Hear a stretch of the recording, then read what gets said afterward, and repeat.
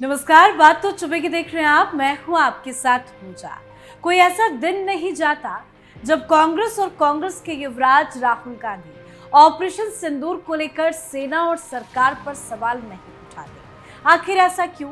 क्या राहुल को महसूस हो चुका है कि कांग्रेस की चाल, चरित्र और चेहरे के बारे में जनता को भली भांति पता चल चुका है और उसे छिपाने के लिए वो ये साबित करने पर तुले हैं कि मोदी सरकार की जगह उनकी सरकार होती तो वो कुछ गजब करते, या फिर सेना का और भी बेहतर उपयोग करते, या फिर मोदी सरकार ने राहुल और कांग्रेस का कॉन्सेप्ट क्लियर कर दिया है कि सरकार कुछ इस अंदाज में चलाते हैं और इसीलिए राहुल हर दिन फड़फड़ा रहे हैं कि एक बार सत्ता मिल जाए, मैं मोदी जी जैसा सरकार चला लूंगा।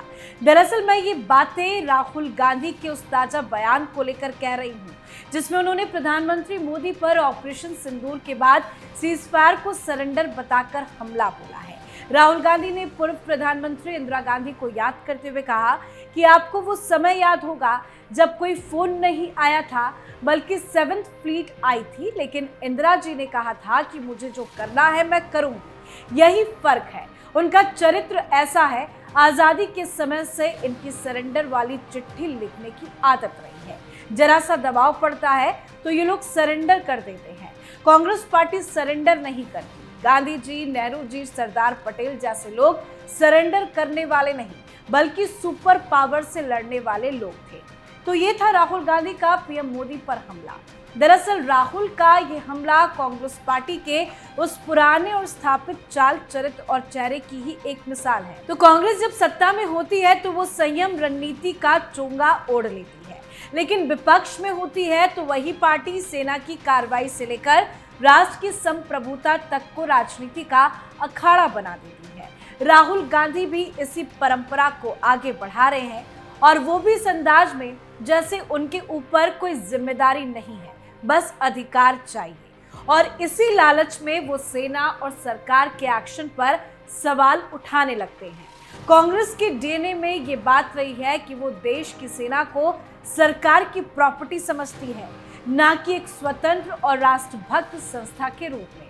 राहुल गांधी जब बार बार सर्जिकल स्ट्राइक, एयर स्ट्राइक या एलओसी पर जवाबी कार्रवाई पर सबूत मांगते हैं, तब असल में वो सेना की पेशेवर क्षमता पर शक करते हैं।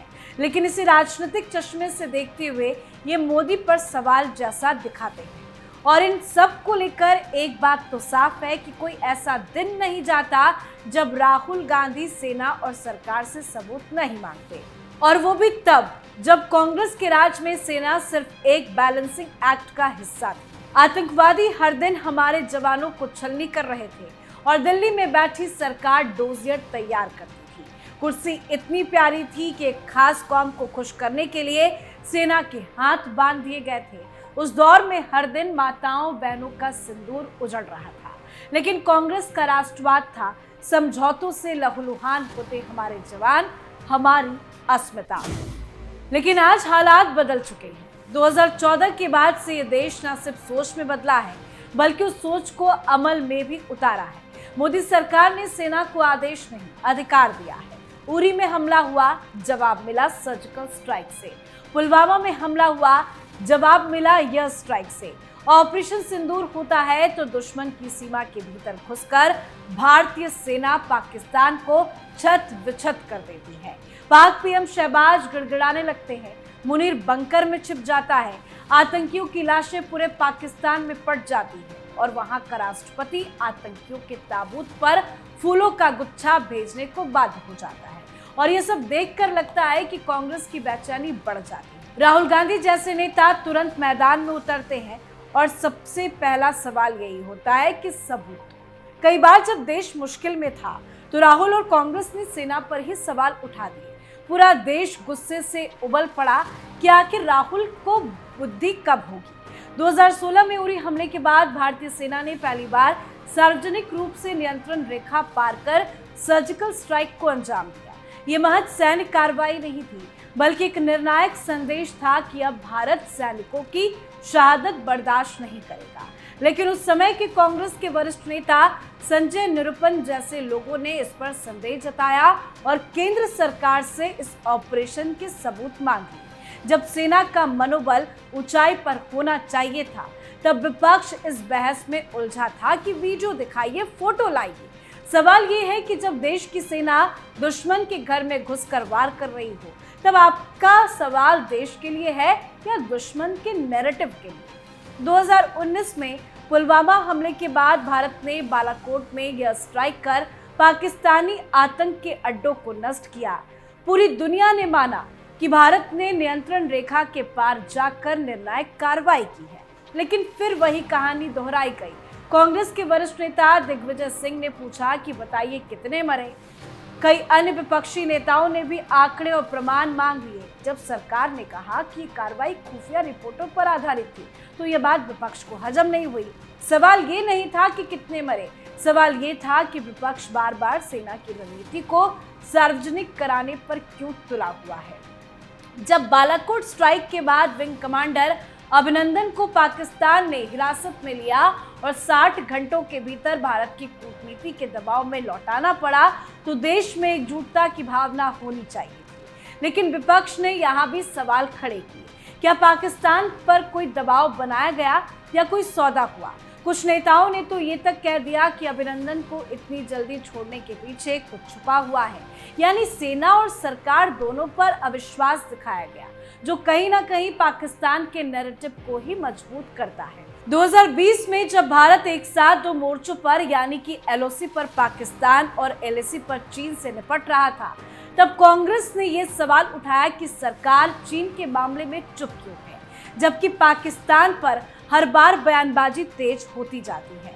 ये सवाल राजनीतिक दृष्टिकोण से तर्कपूर्ण हो सकते हैं, लेकिन ये अंतर नहीं समझा गया कि चीन के साथ स्थिति एक भू राजनीतिक चुनौती थी, जिसमें रणनीतिक संयम जरूरी था, जबकि पाकिस्तान के साथ आतंकवाद का सवाल पर सीधा सैन्य जवाब चाहिए। याद कीजिए, कांग्रेस के अनुच्छेद 370 हटाए जाने के बावजूद जम्मू कश्मीर में आतंकवादी घटनाओं में कमी न आने पर सरकार की रणनीति को किस तरह से विफल बताया था। ये सवाल उठाना स्वाभाविक है, लेकिन ये नहीं बताया गया कि अनुच्छेद 370 हटने के बाद घाटी में आतंकवाद की कमर टूटी है और स्थानीय राजनीतिक आर्थिक ढांचे में सुधार हो रहा है। हर आतंकी घटना को नीति की विफलता बताना बजाय दीर्घकालिक बदलाव को देखने के राजनीति को सुरक्षा से ऊपर रखने का संकेत देता है। 2022 में जब मोदी सरकार ने अग्निपथ योजना लागू की, तो कांग्रेस ने इसके दूरगामी प्रभावों पर सवाल उठाए। ये पूछा गया कि 4 साल के लिए भर्ती होने वाले युवा सैनिक क्या पूरी तरह प्रशिक्षित होंगे और क्या इससे हमारी सैन्य ताकत कमजोर नहीं होगी। ये चिंता रक्षा मामलों को लेकर वाजिब है, लेकिन विपक्ष ने इसे भी राष्ट्रवाद बनाम रोजगार की बहस में तब्दील कर दिया और जगह जगह हिंसक विरोध होने लगे। सवाल ये है कि क्या हर रिफॉर्म पर सड़क पर उतरना जरूरी है या पहले नीति को समझना और उस पर संवाद करना बेहतर होता। कांग्रेस बार बार ये भी आरोप लगाती रही है कि बीजेपी सरकार सेना की कार्रवाइयों का चुनावी इस्तेमाल करती है। सर्जिकल स्ट्राइक, एयर स्ट्राइक या सैनिकों के पराक्रम को मंचों से प्रचारित किया जाता है। बिहार में पीएम मोदी का ऑपरेशन सिंदूर को लेकर जो पोस्टर जारी किया गया, उसे लेकर भी कांग्रेस और उनका आरोप है कि इससे सेना की गैर राजनीतिक छवि को नुकसान होता है।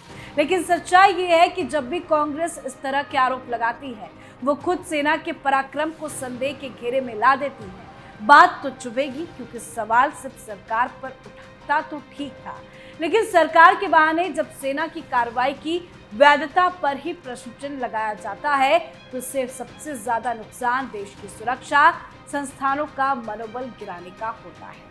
मोदी सरकार पर सवाल खड़ा करने वालों से ये सवाल है जो सीधे उनके दिल को चुभेगी कि जब अपनी पार्टी की सरकार थी, तब क्यों मोमबत्तियां जलती थी और क्यों शहीदों के जवाब में हम डोजियर भेजेंगे जैसे खोखले बयान आते थे। सेना कुछ करे या ना करे, सरकार हमेशा शांति प्रक्रिया की बात करती रही। यानी जब सत्ता में थे तब सेना की चुप्पी ठीक थी, अब जब सेना गरज रही है तो उसमें भी सवाल। और मत भूलिए, ये सवाल सिर्फ सरकार पर नहीं उठते। जब कांग्रेस के नेता कहते हैं कि बालाकोट में कितने मरे, सर्जिकल स्ट्राइक का वीडियो दो, अभिनंदन की वापसी से क्या सौदा हुआ, तब ये हर सैनिकों की छाती छलनी करने जैसा होता है। वो सैनिक जो मौत से आंख मिलाकर देश का झंडा ऊंचा करता है, आज उसे ये भी सोचना पड़ता है कि कल उसकी बहादुरी को भी किसी नेता की प्रेस कॉन्फ्रेंस में संदेह की नजर से देखा जाएगा। भाई ये खेल बहुत खतरनाक है। इससे सिर्फ सरकार की छवि नहीं बल्कि सेना का मनोबल गिरता है। जवान सोचते हैं कि अब लड़ाई मैदान में नहीं कैमरे के सामने लड़ी जाएगी। अब दुश्मन को मारने के बाद भी उन्हें साबित करना होगा कि सच में मारा या नहीं। ऑपरेशन सिंदूर के दौरान कैमरे का यूज किया गया, क्यों किया गया? क्या शायद इसलिए कि राहुल जैसे लोगों को जवाब देने के लिए कुछ सबूत लेकर बैठना होगा।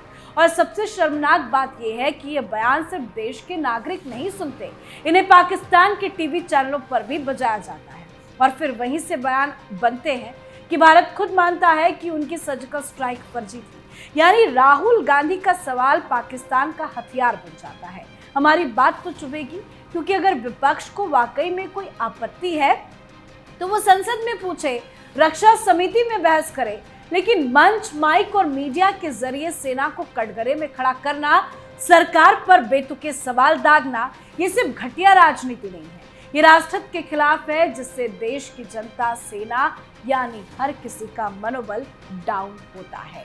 और ये बात वाकई में कुछ लोगों के दिल में चुभेगी। तो आपकी क्या राय है? कमेंट करके लिखिएगा। देखते रहिए कैपिटल टीवी। नमस्कार।